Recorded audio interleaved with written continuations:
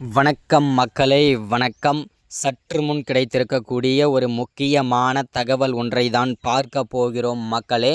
சற்று முன் விளையாட்டுத்துறை அமைச்சராக இருக்கக்கூடியவர் தனது வாய் கொழுப்பால் அமைச்சர் உதயநிதி அவர்கள் தற்போது புழல் சிறையில் அடைக்கும் அளவிற்கு தற்போது அமலாக்கத்துறை செய்து கொண்டிருக்கிறார்கள் மக்களே.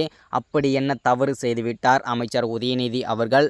இதற்கு முன்பு சனாதன வழக்கில் சிக்கியிருந்தார். அதைத் தொடர்ந்து 30,000 கோடி வழக்கில் ஊழல் வழக்கில் சிக்கியிருந்தார். அதைத் தொடர்ந்து அவருடைய கொச்சி பண்ணை வீட்டில் போதைப் பொருள் கடத்தல் மன்னன் ஜாஃபர் சாதிக்குடன் இருந்து பலவிதமான சர்ச்சைகளில் சிக்கி கொண்டிருந்தார். தற்போது அமலாக்கத்துறை இவரை முடக்கி அதிரடியாக இன்று முதல் அவரை புழல் சிறையில் அடைக்கப் போவதாகவும் செய்திகள் வெளியாகி கொண்டிருக்கிறது மக்களை. தொடர்ந்து பார்க்கலாம். அதற்கு முன்பு நமது நியூஸ் சேனலுக்கு சப்ஸ்கிரைப் பண்ணலைன்னா மறக்காமல் நீங்கள் சப்ஸ்கிரைப் பண்ணிவிடுங்க. லைக் பண்ணுங்கள், ஷேர் பண்ணுங்கள். வாங்க வீடியோக்குள்ளே போகலாம். சற்று முன்பு கிடைத்திருக்கக்கூடிய ஒரு முக்கியமான பரபரப்பான சோகமான தகவல் என்ன அப்படின்னு கேட்டிங்கனாக்கா, திமுகவின் முக்கியமான பொறுப்பை ஏற்றுக்கொண்டு இருக்கக்கூடிய அமைச்சர் உதயநிதி அவர்கள் தற்போது விளையாட்டுத்துறை அமைச்சராக வலம் வந்து கொண்டிருக்கிறார். தற்போது அமலாக்கத்துறை இவரை தனது வாய் கொழுப்பால் அடங்காததால் தற்போது அமலாக்கத்துறை இவரை கைது செய்ய போவதாகவும் செய்திகள் சற்று முன்பு சில நொடிகளுக்கு முன்பு வெளியாகி கொண்டிருந்தது மக்களே. அதை தான் இப்போ தற்போது உங்களுக்கு நான் தெரிவித்து கொண்டிருக்கிறேன். என்ன தகவல் அப்படின்னு பார்த்தீங்கன்னாக்கா, சனாதன வழக்கு ஹைகோர்ட்டில் வந்து பார்த்திங்கன்னா நடந்து கொண்டிருந்தது. அது ஓரளவுக்கு முடிந்துவிட்ட காரணத்தினால் தற்போது இவருக்கு அமைச்சர் உதயநிதிக்கு சாதகமாக வரவில்லை.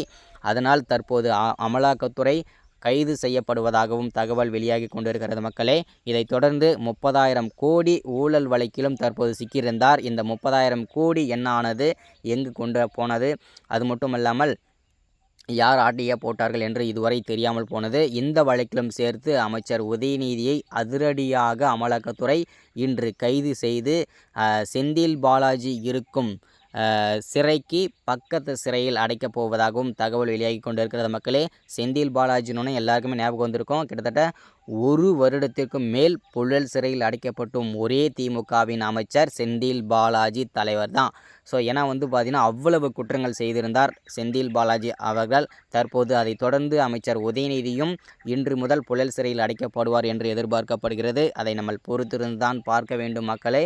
என்னென்ன நடக்குது, யார் யார் புழல் சிறையில் அடைக்கப் போகிறார்கள் என்று நம்ம பொறுத்திருந்து பார்த்தால் தான் தெரியும் மக்களே. ஸோ இந்த மாதிரி அரசியல் பற்றின அப்டேட் வந்து தொடர்ச்சியாக வேணும்னா மறக்காமல் சப்ஸ்கிரைப் பண்ணிவிடுங்க, லைக் பண்ணுங்கள், ஷேர் பண்ணுங்கள். இதை தொடர்ந்து கள்ளக்குறிச்சி 2 நாட்களுக்கு முன்பு கள்ளக்குறிச்சியில் நடந்த கோர சம்பவத்தை பற்றி எல்லாருமே கேள்விப்பட்டிருப்பீங்க. தற்போதைய கள்ளக்குறிச்சி நிலை ஓரளவுக்கு சாந்தமாக இருக்கிறது மக்களே. ஸோ இதுதான் அப்டேட். இந்த மாதிரி அரசியல் பற்றின அப்டேட் வேணும்னு நினச்சிங்கன்னா மறக்காமல் சப்ஸ்கிரைப் பண்ணுங்கள், லைக் பண்ணுங்கள், ஷேர் பண்ணுங்கள்.